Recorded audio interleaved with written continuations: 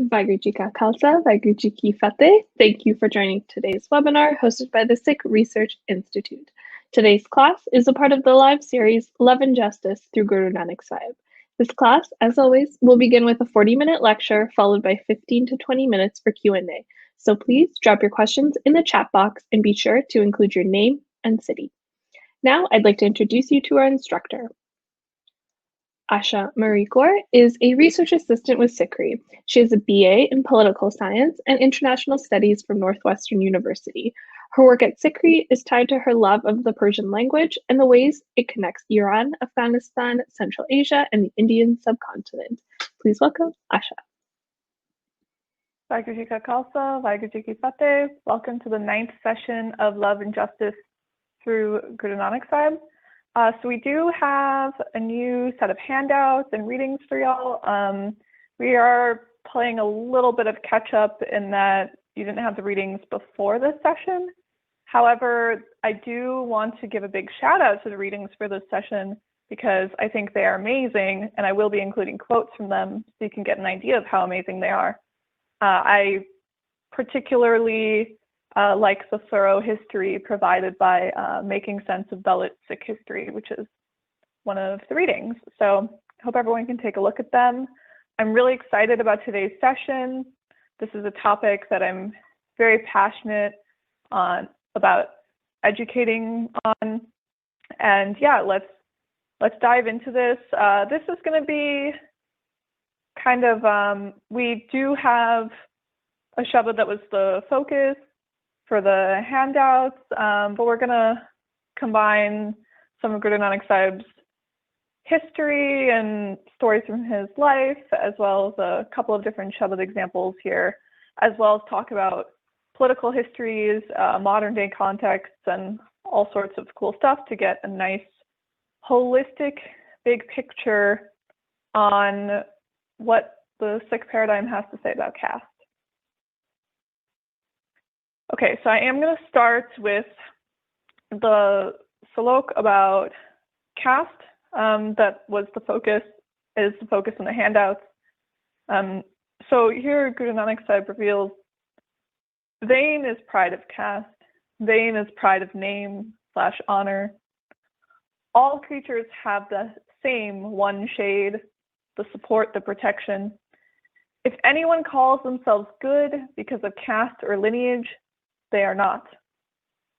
Nanak, they can only be deemed so if they receive honor in the account from Ik Onkar. So this is, a short salok, which is a type of stanza poetic form in the Guru Granth Sahib. Oh, it's very powerful. Guru Nanak Sahib takes one of the most entrenched institutions of the time and says it's fundamentally a fallacy. It is outright unacceptable. To this pride is false. It's just pure vanity. And notice that the pride of caste is inextricably tied to pride in one's name. So, for most of us South Asians, family names are not a neutral idea. Family names have oftentimes a long history of caste wrapped up in them, and they affect how we move through the world, both in South Asia itself and outside of South Asia as we move through the diaspora too.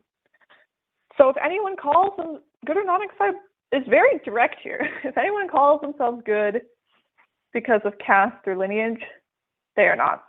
So it's not, you can have pride in being upper caste, and that's not really great, but you're still a good person because you donate X amount of money to charity each year. Nope. If you're taking pride in caste, you've undermined your own standing. And there's only one source of divinity, and that's Ik Onkar, which is very different from the caste notion, which we're going to move into, which is that divinity can be divided up and assigned in a hierarchical gradated form, more or less, to different people, and that you source your power from your lineage, from your name, from your assigned role in life. But in the Ikankar paradigm, that view of the world is just fundamentally false. This is from page 83 of the Guru Granth Sahib. So moving into more of the modern movements around caste, around dismantling caste, one of the most influential thinker on this topic, considered the most influential thinker in South Asia, was Dr. B.R. Ambedkar, who was actually the author of the Indian Constitution. And a lot of the kind of important human rights elements of the Constitution came from Ambedkar's thought processes. He was a Dalit leader. We're going to get into terms, but he's from a background that was, in English, considered untouchable. So a lot of Americans these days, and people outside of South Asia generally, globally, have some sort of idea that there's a system in South Asia. They usually associate it with India only, but caste does permeate beyond India, in Pakistan, Bangladesh, Nepal, Sri Lanka, etc. They have this idea that there's this thing called caste, and normally when we're kids and we're getting our 2 minutes on every other religion that's not Christianity in school, there's a cute little diagram, and it says, this was a way for society to divide up the jobs, to divide up the laborers.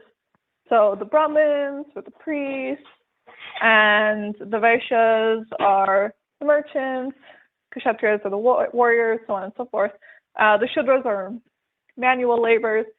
But this is a very simplistic view of the caste system, and what it's doing is it's taking our experience with class and trying to impose it upon the caste system and kind of obfuscating the truth.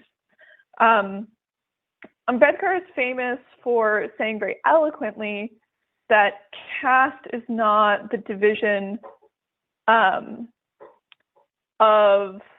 it's not a division of the jobs, it's not a division of labor, it's a division of the laborers themselves. It's a division of them as human beings and not a division of what they do for a living, if that makes sense.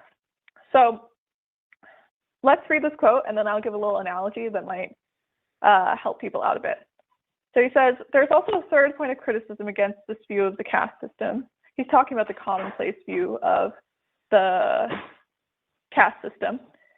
The division of labor is not spontaneous. It is not based on natural aptitudes. Social and individual efficiency requires us to develop the capacity of an individual to the point of competency to choose and make his own career. So Ambedkar is acknowledging that, yeah, different careers require different skill sets, different trainings. Like, there is a valid way to look at dividing labor in society. That's fine. That's not what he takes issue with. This principle is violated in the caste system insofar as it involves an attempt to appoint tasks to individuals in advance. This is super key. So let's hold on to this. Selected not on the basis of trained original capacities, but on that of the social status of the parents. So let's talk about this. Okay, division of labor, that's a normal thing that happens in all societies. Division of laborers. What's the difference? What is Ambedkar describing here? Recently, I had a friend postulate, well, what is the potential difference between your last name in a South Asian context denoting an occupation versus, say, European names such as goldsmith or smith in general, what comes from blacksmithing, or Schumacher, which means shoemaker. And what I explained is that, these were names that came out of families kind of passing down particular skills. People tended to follow what their father did, and so they were given that name. But it was not immutable. Someone named Goldsmith could decide one day, I don't want to do the family trade. and could go to the Schumacher guy and say, teach me your trade. It's just that it was hard in our pre-modern societies to easily get new skills and switch trades, which is why oftentimes these things got passed down hereditarily. But it's that once a group of people took up a form of labor, then over time that name was associated with them. And there was no superseding power that was trying to enforce the hierarchy from above. So these things are changeable. But in the caste system, it is decided upon your birth where you're going to go, and there are consequences by the powers at the top of the system for trying to change your status or your fate. So there is an enforcement mechanism.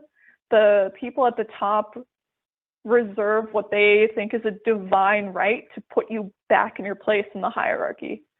So that's what makes it different than just, a way to describe different types of labor in a society. Ambedkar had a lot of respect for the Sikh faith, for the Sikh community. He said the political revolution of the Sikhs was preceded by the religious and social revolution led by Guru Nanak. He also said, you must not only discard the Shastras, you must deny their authority, as did Buddha and Nanak. Ambedkar became a Buddhist, but he also wrote a lot about how the Sikh faith was truly anti-caste and revolutionary as well. Okay, so what is this system known as the Varna system? How do we take the simple pyramid that a lot of us may have seen, and how do we kind of put a more realistic view onto it?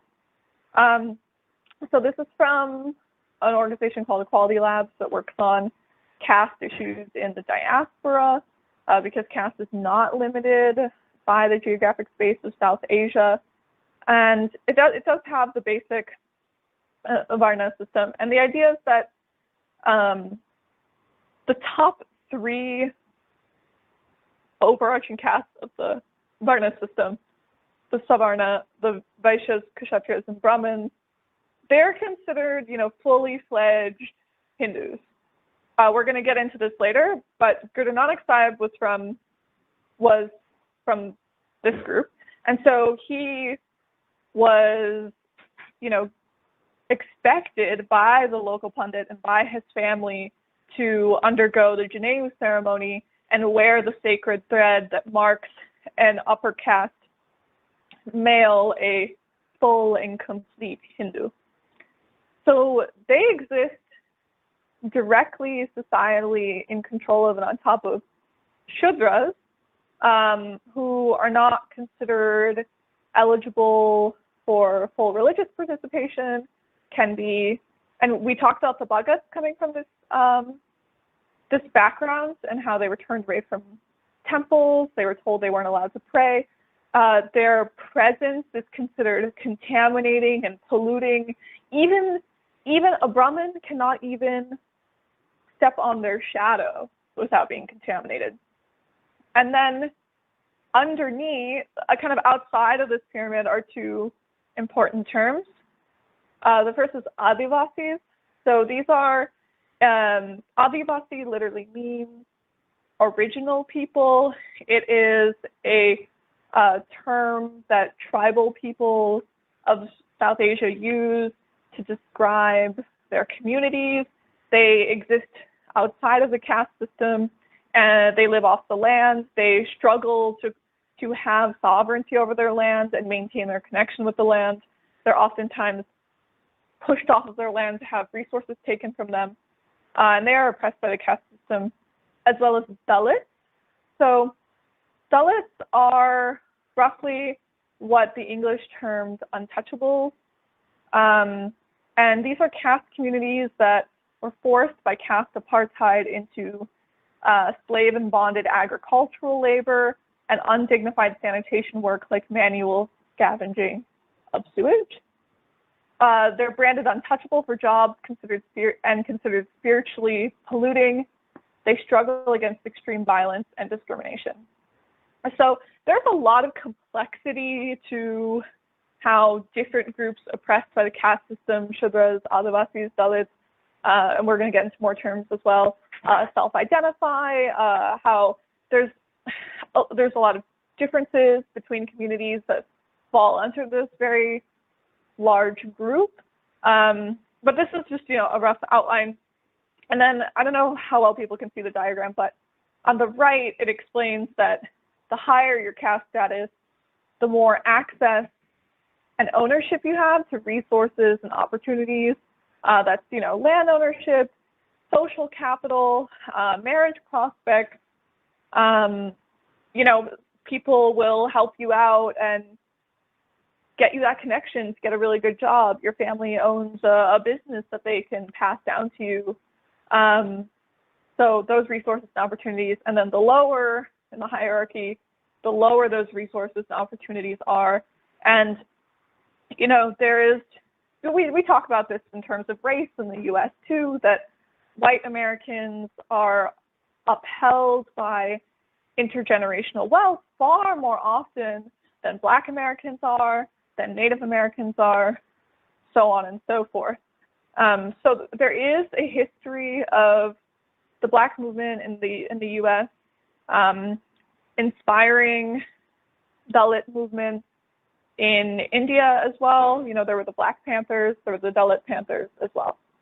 So that's some rough explanations. There are many more castes. These are just broad categorizations. And I think that's another thing that's missed in kind of the Western discussion about caste, that caste is obsessively divisive. People are divided from caste into subcaste to sub-subcaste. You can pinpoint exactly where someone is supposed to belong in the societal mapping by their last name in a very specific way. I mean, there's no equivalent in any other society, in my opinion. Last names can mean something, can take you places, but to be able to get this amount of information about someone based on their last name it's truly remarkable. This is a very rigid system. And what gives caste such a unique level of rigidity? What makes it so kind of shackling to the people that are marginalized and oppressed by it? So you can't fully grasp the evils of caste unless you take a look at the discussion of purity versus impurity.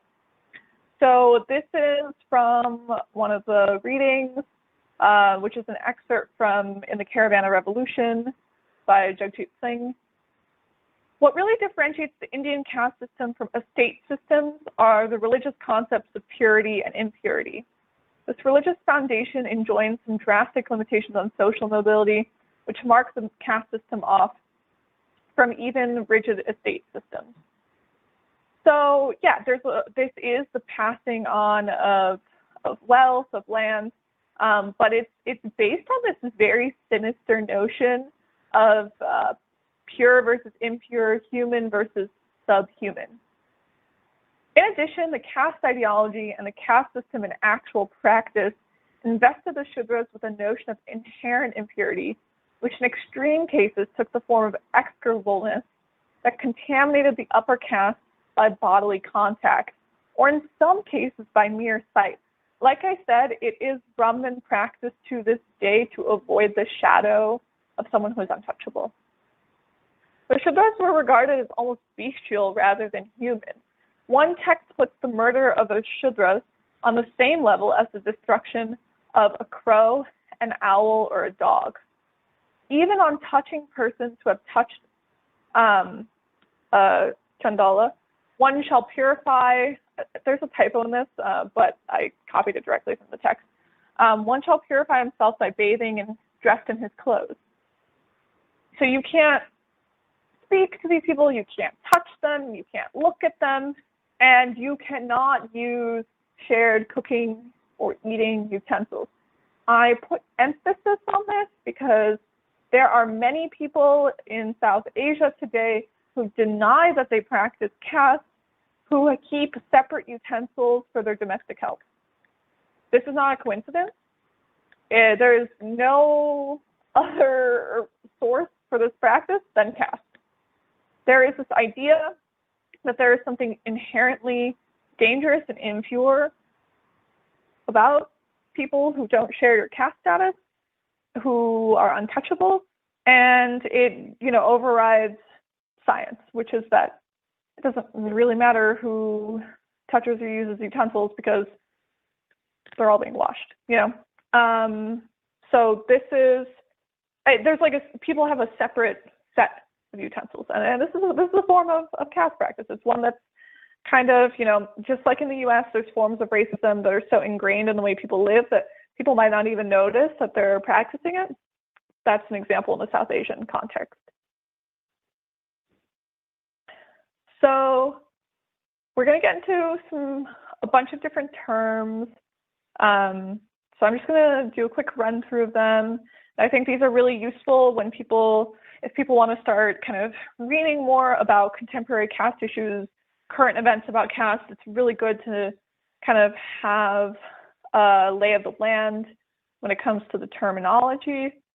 So untouchable is an English term popularized by the British, though it as an identity term is, old-fashioned and colonial. Untouchability is very much still talked about because that's quite literally how caste discrimination manifests in practice. Dalit means broken or scattered, and it's a popular term in activism today for castes that have been completely pushed outside of the Varna system, crushed by it, and are facing the most horrific forms of bondage. Bahujan means the majority, because this kind of flips the Brahmanical assumption that Brahmins are the norm, when actually Brahmins are a tiny minority, and says, those of us without the resources, without the opportunities, without access to education, to land, we're the majority. So that's another popular term in activism today. It kind of functions as an umbrella term, which can cover anyone oppressed by the caste system. Mulnivasi is another such useful umbrella term. It's a popular self-identification term as well. It means indigenous people. So again, this is kind of reasserting the sovereignty and the power of who are the ordinary people of South Asia. Part of oppression and hierarchy and privilege is that when you think of a place, you think of the dominant class. When people think of Americans, they think of white people. And when people from outside of South Asia think of what it means to be South Asian, what it means to be Indian, that picture in their head is very much an upper caste picture. Adivasi, original people, popular and preferred self-identification for tribal peoples in South Asia, who, live off the land and struggle to assert their right to the land and have their land taken from them, sold to big companies, so on and so forth.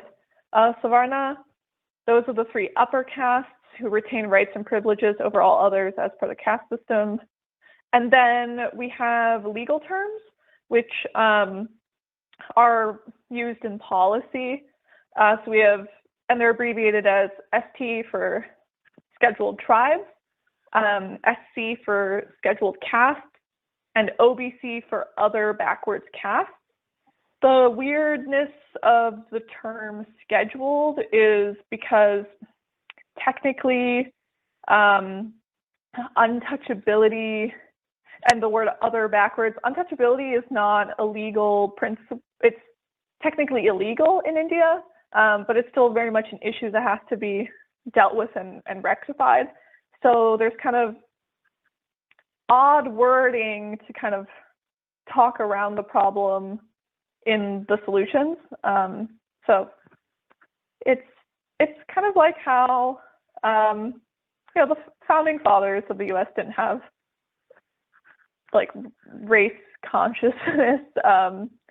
So these are legal terms. They're not, but you'll see that if you're reading, like, it's good to like know these abbreviations, know what they mean in the legal context. So for example, there's allotted reservations in India for occupations, educational seats and stuff, and they use these abbreviations to designate those seats. So, all right. I also want to go back to the purity and impurity bit. Just to note, and we're going to talk about gender as well in this course, that women hold a fundamental impurity in the eyes of the very texts that dictate all these forms of caste oppression. So Guru Nanak Sahib speaks out against this as well. There's this idea that, a woman's menstrual cycle or the fluids associated with giving birth are impure, and they create an air of untouchability as well, even for upper caste women. However, upper caste women still benefit from the resources of, their caste privilege. They are not allowed to be in the Janeu ceremony and become that fully fledged Hindu on a path to potential salvation. Another thing I kind of want to just say right off the bat is that there is a common misconception that caste wasn't really an issue until the British showed up and started kind of codifying caste with their writings. This is not true, and the existence of Guru Nanak Sahib, the existence of the Sikh faith, the existence of the Guru Granth Sahib, and the existence of this course that we are partaking in today all stand as proofs that that's not true. Guru Nanak Sahib was revealing his teachings far before the British got institutional control in India, though they were aware of India already. They hadn't gotten their foothold in it really. And this is from a really great article that I find is a wonderful primer on caste generally, which acknowledges this, that there are scholars. It's actually quite colonial to assume that the only sources of knowledge that one can go to is the British record. There are non-British sources from centuries before the British were even aware of India that discuss caste and untouchability and the horrors thereof. And here in the last sentence, we see that there's an acknowledgement of the revolutionary nature of the Sikh faith. A whole religion of Sikhism was even founded on Guru Nanak's proclamation of revolution against caste and untouchability. So I see this argument made a lot, and it's, a very powerful thing to bring up the Shabad. This is what Guru Nanak Sahib was saying far before the British had outlined their understandings and their categories. And there was clearly a big issue. I mean, Guru Nanak Sahib made it a priority to dismantle this system. So it must have been something quite serious and quite oppressive. So let's talk about how Guru Nanak Sahib dealt with caste in his own life. How did he respond to it? And how did he live by example in the staunch anti-caste principle? This is a beautiful painting by Arpana Kaur that is going to serve as a visual, a grounding for the Saki that I'm going to share in the next slide. This is a depiction of Guru Nanak Sahib cutting the sacred thread, the Janeu, that marks the upper caste man, turns the upper caste boy into an upper caste man. And there's he's cutting the thread that the Pandit is offering him. So this is really beautiful, powerful imagery of a principled boycott. So when we presented this Saki at an exhibit in New Delhi, we started with a transcreation of Shabad by Guru Nanak Sahib that is about the Janeu from page 471 of the Guru Granth Sahib. In English, make compassion the cotton, contentment the thread, modesty the knot, truth the twist. If you have that thread, put it on me. The Brahmin practices thousands of secret deceptions and secret deeds, night and day against fellow beings. Thread is spun from cotton, and then he comes and twists it. So this is a direct call out of the hypocrisy of assigning divine value through this, inherently meaningless symbol. But Guru Nanak Sahib has, a way with words. He says, if this is supposed to mark me as someone of good principle, could I not just practice the principles? Could I not just have compassion, exhibit modesty, practice contentment and truth? Why do I need this to mark me? Furthermore, the Janam Sakis give us an idea of how Guru Nanak Sahib directly faced Pandit Hardayal of his village. So when Guru Nanak Sahib was 10 years old, Pandit Hardayal announced it was an auspicious day for a manhood ceremony.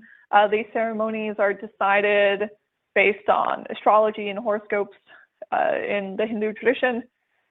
Pitta Kalu, who is Guru Nanak Sahib's father, respected the Pandit deeply and rushed to make elaborate preparations for the village and its leaders to attend. So this was very important. This wasn't like a little thing with the immediate family inside one's house. The whole village gathered. There was a big audience, and there was a lot of honor, a lot of pride, a lot of community investment in this ceremony going well. So during the excitement, Bibi Nanki, Guru Nanak Sahib's older sister, noticed her brother was kind of withdrawn and deep in thought because, he had actually contemplated, why do I go through this ceremony but my sister doesn't? Why do I go through this ceremony and whole swaths of our population don't? Am I more divine than them? Because that doesn't really add up or make sense. So when the ceremony began, the Guru turned away the Janeu from Pandit Hardayal, explicitly rejected it, and broke his silence. He said, "What protection is this? A cotton thread? It will break, it will get soiled. Is there no protection for my sister, for women, for Shudras, the so-called lowest caste? The divine within will be my sacred thread. It will not break. Fire and storm shall not destroy it." So this caused a big shock in the crowd. This is not a practice that people rejected, especially because for a lot of people, it's like, why would you reject something that gives you so much power and privilege? So the crowd was shocked. No one had opposed this tradition before. But Rai Bullar, the village chief,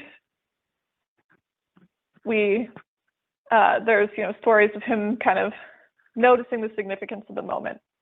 The thread cordoning off the divine was broken. Its message free for all. And just note that Rai Bullar was a Muslim, so he was in attendance of the ceremony as well, though. So yeah, this is a powerful, principled boycott. Guru Nanak Sahib is taking what could be a tangible key to privilege, to resources, to honor, to so-called respect, and outright rejecting it. So it's not enough to say, okay, well, I'm going to sit in my caste privilege and, use it, but then do enough good things for people that I'm offsetting it. No. You reject the system in its entirety. So we also have oral history accounts that tell us that Guru Nanak Sahib again went on a principled boycott when it came to his marriage ceremony. So ordinarily one walks around a fire to get married, and the marriage is overseen by a Brahmin. But Guru Nanak Sahib instead drew the story tells us that Guru Nanak Sahib drew ik onkar in the ground, and chose to walk with his wife around that symbol instead. So ik onkar becomes the only orientation. It does not have to be mediated or guided by any so-called divine being. So that was the story of his marriage with Mata Sulakshmi, because we did not yet have, the Guru Granth Sahib, which is how the Anand Karaj works today. I want to kind of walk through the concrete ways to orient oneself when it comes to the caste system that are exhibited by Guru Nanak Sahib. So first of all, just caste is a fallacy, recognizing how caste runs through naming systems, looking at this and dismantling this purity and impurity notion, and making those connections that, okay, there's a justification for the keeping of resources and the oppressing of particular laborers through this purity and impurity model. So that means that Sikh practice can't have this binary purity and impurity model.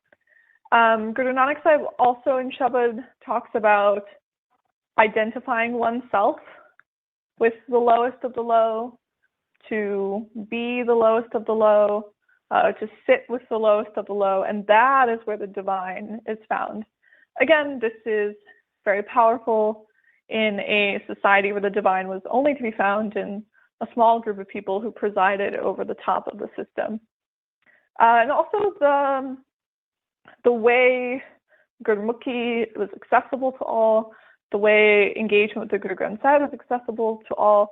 I mean, that is revolutionary as well, because literacy, scholarship, religious participation was all restricted by caste, and to this day is restricted by caste. In the handouts, I write about how this is a shocking number.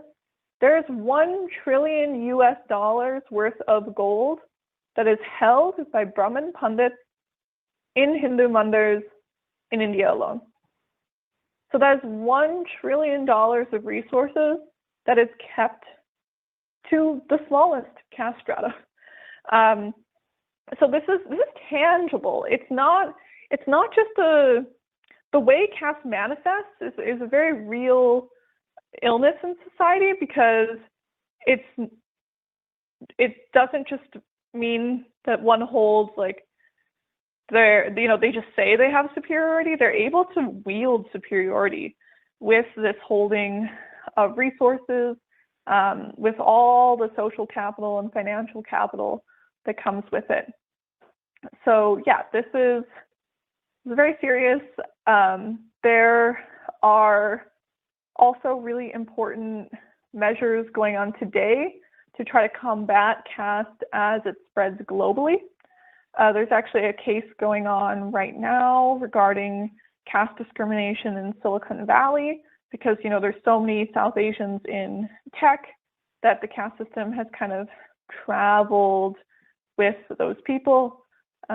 It's very common for caste to go untalked about in the diaspora, and it's easy for that to happen because most of the people with the social and financial capital to leave South Asia and settle abroad, have caste privilege as well. So I just want to move back to the Shabad, the first slide. Yeah, that we need to know that this is simply a form of vanity, and that all creatures have the same support and protection. So you cannot create a division. It's not possible. You cannot break the oneness of Ekankar. if anyone calls themselves good because of their caste or lineage, they are not. Very plain and simple. It's a very powerful line. It's a very powerful slok. And they can only be deemed so if they receive honor in the account from Ikonkar. So the only way to divinity is through your chiseling, your path, your hard work, your relationship, your orientation to Ikonkar. And that is not something that is given to you upon birth. There is no baggage you bring with you from past lives that determines your fate. We all are in this world from the same starting point, and we have a choice to orient ourselves that is open to all. I will leave the lecture there, and we can move into questions. Great. Thank you so much, Asha. Our first question comes from Judith, as she asks, are last names always patriarchal? They are almost always patriarchal in the South Asian context, and they're definitely patriarchal if one is following a caste system. This is actually a contributing factor to why some Adivasi tribal cultures are marginalized in India, because they actually follow matriarchal systems of passing down property and names. And so this is seen as a threat to the way, the order that things should be. So yeah, if we're talking if one is involving themselves in a caste system, then the names will be patriarchal. Now there are stories, and probably everyone in the South Asian community knows someone like this, where there was say a man married a woman who was of higher caste, and they kind of covertly agreed, okay, I'm going to take my wife's last name, but not tell anyone I did that, so that way I can try to advance in caste status. But if you're following the system, yes, it is patriarchal. And that is why Singh and Kaur are a revolutionary Sikh practice, because it means not only are you given a name that is not tied to caste, women are given a name that's not tied to their husband or father. And then we also have two questions that kind of touch upon the same topic, but Jess Veer asks, neither the Buddha nor Guru Nanak managed to eradicate caste. It was even prevalent in the Christian Muslim communities in India. Why is there such a strong hold? It's still prevalent today. And then Eamon from New York City, in a similar vein, asks, why does caste still seem to play a big role in the Sikh community, despite the teachings of the Guru? These are very important questions. Yeah, I do want to fully acknowledge that caste, unfortunately, in practice, and it's an upsetting reality in every religious community in South Asia. The reading Making Sense of Dalit Sikh History does a great job of describing the deterioration of principled anti-caste practice and inclusion. Things started to get kind of haywire towards the end of Maharaja Ranjit Singh's rule, and there was, a movement that kind of Hinduized a lot of Sikh practice. There was until the Red Maryada was formally written, the Anand Karj was almost successfully done away with, eradicated, and replaced with Hindu marriage ceremonies. So there was a big crisis that faced the Sikh people, and that's where things got worse. So it's a really good article. I really recommend going through it to kind of trace the processes. And he does a great job of walking through the Guru period as well, and what the Gurus were doing to stand against caste. Guru Amardas Guru Nanak Sahib caused so much scandal in his rejection of caste that a complaint was sent about him to Emperor Akbar for just like, how can you have the sweeper and the royalty, you know, sitting side by side. So this, and then in Guru Gobind Singh's court, Dalits were a part of the court as well, you know, and I mean the part of the court, you know, creating the literature, the poetry. I mean, these were things that were completely kept away from anyone who wasn't of the utmost privilege. This was something that was kept mostly to Brahmins. So yeah, it traces the history very well. Why does it have such a strong hold? Whew, that's a huge question, and probably one could teach many university courses on this. But I will give my 2 cents. It's very much tied into other systems that are pervasive, such as patriarchy. The way Brahmanical practice, it was so hegemonic that it was hard to escape, even in other religious traditions. It's really easy also because of if you don't have good caste consciousness, it's very easy to lose sight of what is caste and what is class, which means that caste practice can continue under the disguise of, oh, people are they just have different amounts of money, they come from different backgrounds, they have different classes, but it actually is caste practice. And you know, there's power doesn't concede itself easily. There's always a fight back.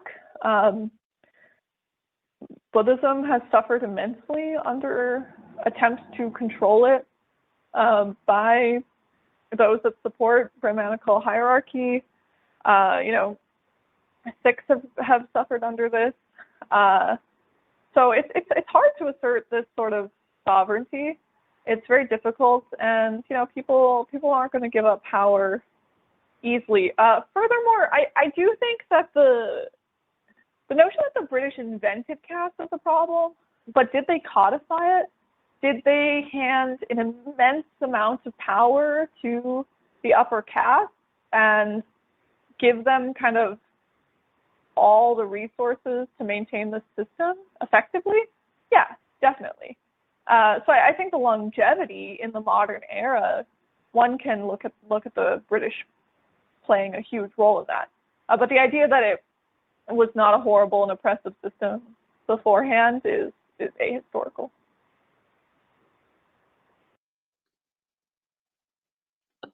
Thank you, Asha.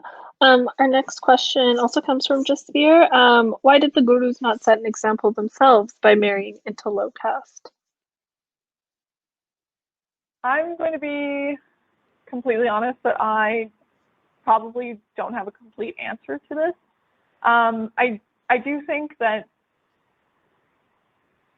yes, this is an issue that has been brought up by Dalit Sikhs, you know, in frustration. However, when one is truly a Sikh, one does not have caste, and all the gurus were perfect exemplars of what it means to forsake your privilege and live in the name of Ikonkar, in the name of the collective well-being. And so I will say that to say that they retained caste would be extremely disrespectful of them and their lifetime. But it is something to note that as far as their backgrounds before being the guru, they do have similar backgrounds. So I want to acknowledge both of these things.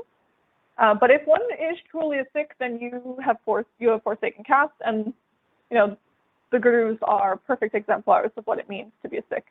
As far as an interesting I had talked about the complaint sent to Emperor Akbar.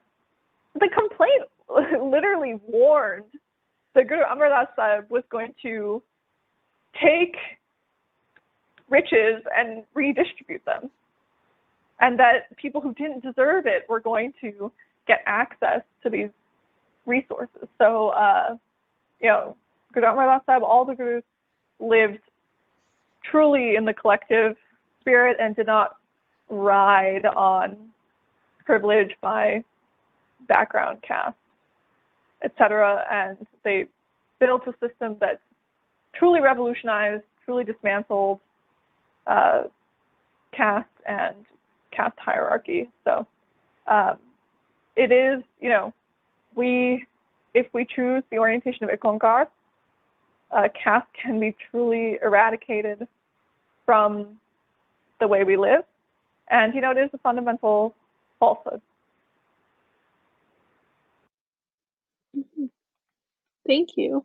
Our next question comes from Surinder from Hawaii. They ask, are not Sikh last names like Gill, Brar, clan names as opposed to caste names? So I'm going to say an unpopular thing that I do believe is true. It's not really a clan name in South Asia that doesn't have a relationship to caste. Clan is kind of a way to kind of distract from what it means to have these family and lineage-based identities in South Asia. So, yeah, they are still associated with particular caste strata. But yeah, it's very popular for people to say, well, I just have a clan name, and it's just a coincidence that everyone in my family marries people with related clan names. But yeah, this is an issue that goes on in our community. People even take pride in their clan, and that is why Guru Nanak Sahib is saying in this Shabad that like calling out the pride in name right in the same breath as calling out the pride in caste is so important, because it's still a false pride to hold, even if it gets transformed from pride in caste versus pride in name. So yeah, that's how I would approach that. Awesome. And then our next question is, there was a period when Dr. Ambedkar considered converting to Sikhi and bringing along millions of Dalit Hindus into the fold of Sikhi. Is there any veracity to this story? If so, why did he not go ahead with that? There is veracity to this story. I have heard differing accounts, and I had not taken the time to fully explore what has more veracity to it. But some claim that Ambedkar just decided that Buddhism was a better way to go. Others say that Sikh leaders of the time were concerned of the, quote, kind of demographic shift that would occur if that percentage of Sikhs were to be of a Dalit background. So, yeah, because, it would have been the majority at that point. It would have added, millions upon millions of Sikhs into the community. Now, I don't want to pretend I'm an expert on this, because I haven't dug into all the stories, but there are competing narratives, and this is something that I would really like to get a solid grasp on. Where did that come from? So there is veracity. This was what I can confirm for sure is that Ambedkar was considering this, and did choose Buddhism as the faith that he urged his followers to convert to, but retained the utmost respect for Guru Nanak's teachings and, the Sikh paradigm. And then perhaps the last question we touch upon today is from Gurpreet from Hamilton. They ask, is caste always associated to region slash village slash area? I know that Sikhligers are Hindu in different areas, such as Gujarat versus Sikh in Punjab and Haryana. They also were nomadic, but in their movement did not seem to escape caste association by being in different locations. Is this due to Shadeism or their association to vocation as weapon makers? They certainly take great pride in their historical association to being the Guru's weapon makers, and I understand that can also drive association to caste. And I can send that to you as well. Yeah, can you send that to me? That's a really rich and wonderful question. Yeah, I mean, that's another thing that I really should have highlighted more is that caste also acts, I mean, it cements differences in skin color. It cements origin stories, and there, doesn't matter, you can go far and wide and not escape them. People may know where your grandparents were from based on your caste, Yeah, I do. So I do. Oh, okay, I need to see this. Let me look at the question.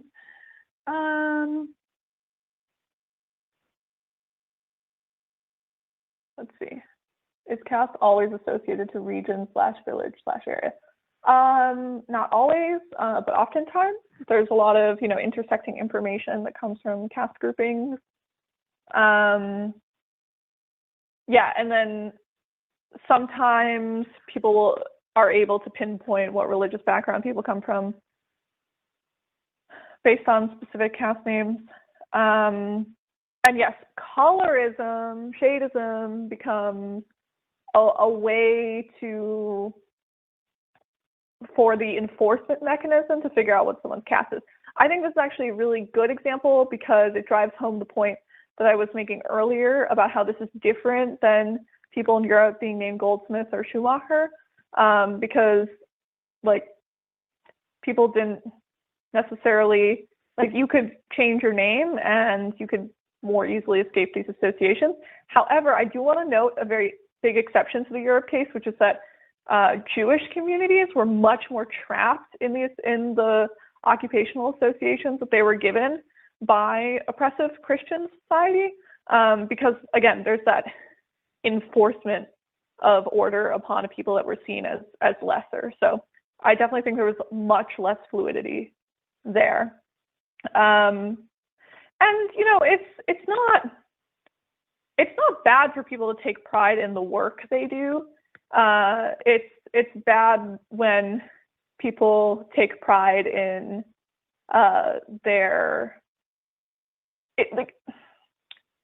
pride in work you do isn't really necessarily pride in the sense of the negative principle that Guru Nanak Sahib is describing. But having a sense of superiority, that's an issue. Once we get into hierarchy and division, that becomes a falsehood in the face of it, Onkar. Thank you for the question. Thank you for that wonderfully nuanced answer, Asha. Yes, and thank you again for another lovely class. Thank you to everyone who participated so fully today, and apologize to any questions that I might have missed due to time constraints. Please note, as always, that a recording of this live class will be available within 24 hours. Please tune in next week for the 10th week of this live course. We also are hosting many live webinars. Our next one is tomorrow. It will cover Miri Piri Day, where Harinder Singh will explore questions such as what is Miri Piri? Did it start with the sixth sovereign Guru, Har Gobind Sahib? Are the two swords necessary? Why is this so important in Sikhi? How can it be a lived reality in current times of divided allegiances? You can register at sikhri.org/webinars. And lastly, don't forget to tune in to the Sikhcast, a podcast produced by Sikhri, where we explore the various issues and events affecting Sikhs worldwide. Thank you for joining in. Today's live class will be ending now. Vaheguru Ji Ka Khalsa, Vaheguru Ji Ki Fateh.